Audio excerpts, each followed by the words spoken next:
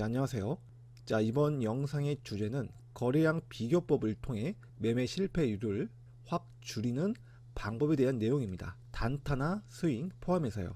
자, 저는 실제로 당일 단타를 할 때나 이 스윙 투자를 할 때 이 보조 지표인 이 거래량을 1순위로 봅니다. 특히 이 거래량이 이렇게 좋은 거래량인지 또는 나쁜 거래량인지 바로바로 판단을 내릴 수 있어야 되는데요. 특히 거래량이 활발하게 연속성이 있느냐 없냐를 따지는 것이 굉장히 중요합니다. 자, 그래서 잠깐 여러분들한테 퀴즈를 내겠습니다. 자, 이 화면에서 거래량 차트 이 4개가 있습니다.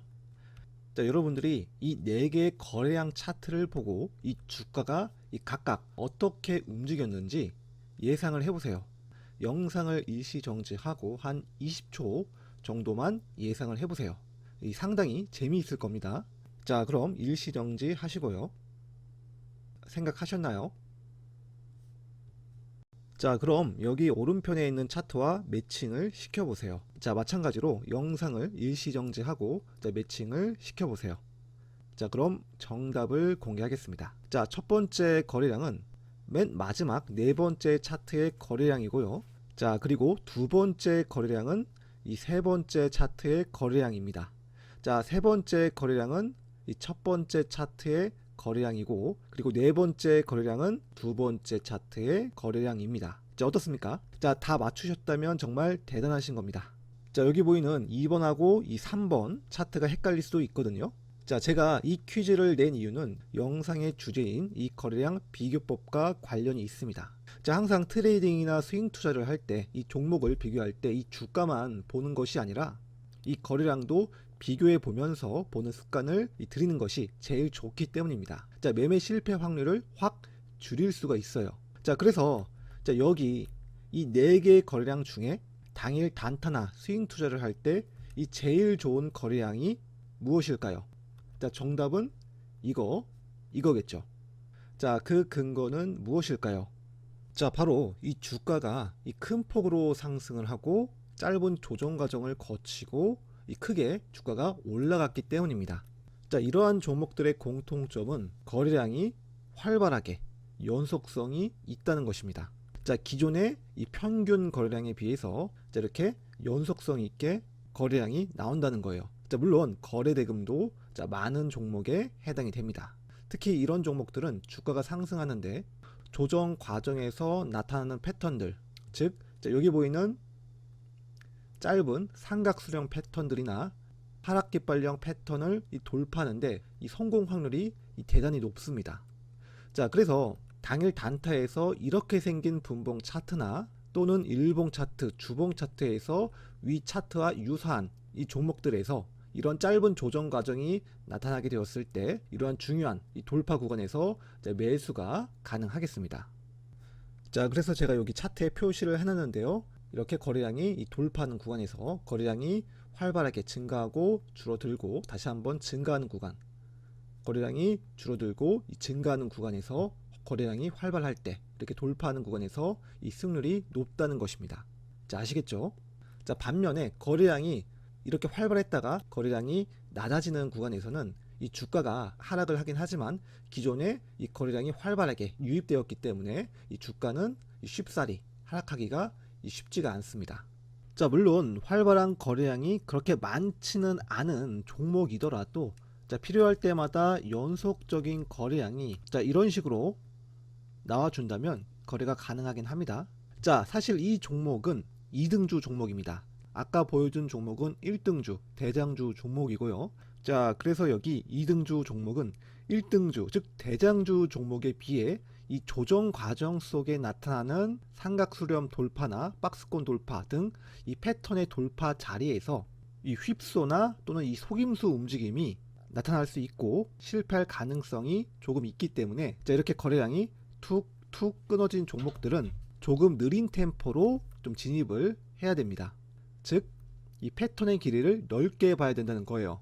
자, 보면 자, 이렇게 차트에 표시를 해놨는데요. 이 삼각수렴 돌파 패턴이 자, 이렇게 나왔지만은 이 3번 자리에서 어때요? 돌파하는 척 했다가 주가는 실패를 해버렸죠. 거래량이 어때요? 거래량이 낮습니다. 자, 이렇게 거래량이 활발하지 않은 상태에서 돌파가 일어난다면 실패할 가능성이 있다는 거예요. 자, 실패하고 나서 주가는 다시 한번 거래량이 나와 주었고 다시 한번 패턴을 연장을 할 수 있겠죠. 그러면서 다시 한번 이 상단선을 돌파하게 되었을 때 거래량이 증가하면서 슈팅이 나와주는, 자, 그러한 이 패턴이라고 볼 수 있겠습니다. 자, 그래서 이렇게 거래량이 툭툭 끊어진 종목들은 조금 느린 템포로 패턴의 길이를 약간 좀 넓게 보면서 이 대응을 해줘야 됩니다. 자, 아시겠죠?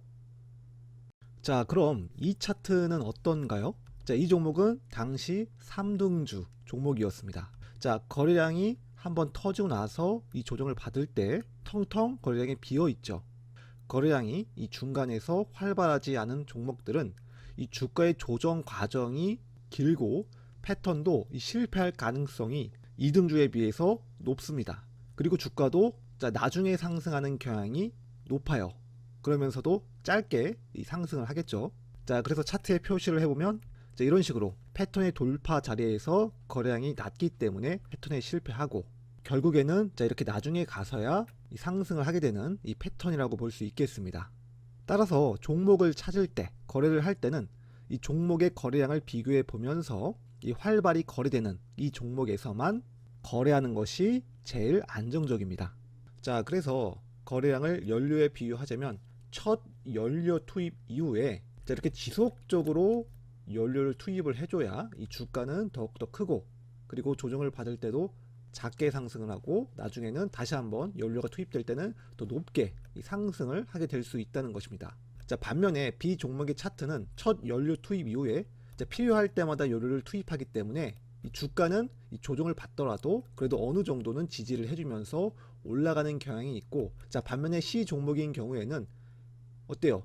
연료를 투입을 안 하니까 이 주가는 오랜 시간 동안 횡보를 하거나 하락을 하게 되고 결국에는 나중에 가서야 이렇게 상승을 하게 되는 이 패턴이라고 볼 수 있겠습니다. 자, 이렇게 제가 시각적으로 표현을 해보면 어때요?